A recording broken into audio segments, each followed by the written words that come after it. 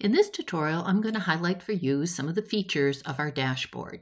As you can see, we're on the BDS webpage, and to log into the learning platform, you can go up to the upper right-hand corner and you'll see the sign for Learner Dashboard. You click on this. It takes you to the login page where you enter your username and your password. Mine are already populated. You indicate that you're not a robot, and then you can log in. And this is our dashboard. It will automatically self-generate a course, as it did in my instance, Habituation course by Dr. Brady Phelps. But if you hit this drop-down menu, you can see the courses you have available to you if you've purchased more than one course. Up in the upper right-hand corner, you'll see something for your username. Mine is Kim User. You'll see that you're on the dashboard if you ever need to go directly back to the dashboard. There's a section for preferences, which you can see. You can set your time zone and information specific to where you're located. Then there's a report drop-down, and in the report drop-down, you can have access to your exercise log, your test log, your course completion report, and pre-post test comparison. These are all data methods for you to look at how well you're doing, how far you are along in the course, and how you compare your pre- and post-test values in terms of learning. And then finally, there's a resource button on this course, and under there you will be able to determine what your internet speed is.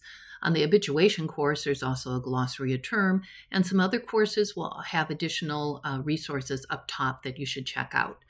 Once you return here, under the course that you've selected, Habituation in this instance, you'll see a button called Course Information. So when you click on that, it'll give you information about the expiration date of your course, the percent criterion you have obtained and since your license was issued, and how many modules you have remaining, plus a reference button, which will direct you to references for the course. Next to that, if you click on it, there's a study scheduler, and this is particularly useful for longer courses where you can enter your date that you start and the date that you would like to complete the course, and it will help you schedule how many modules you need to do in order to complete the course. And then there's a help button to help guide you.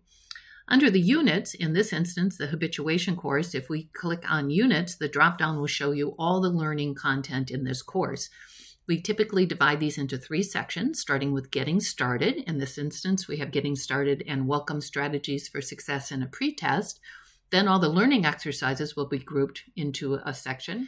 And in this course, the learning exercises include demonstration videos, video guest lectures, and habituation modules. And finally, there's a finishing up section, which usually contains some sort of post-test, as well as a user survey. So this is how you would navigate through the entire course.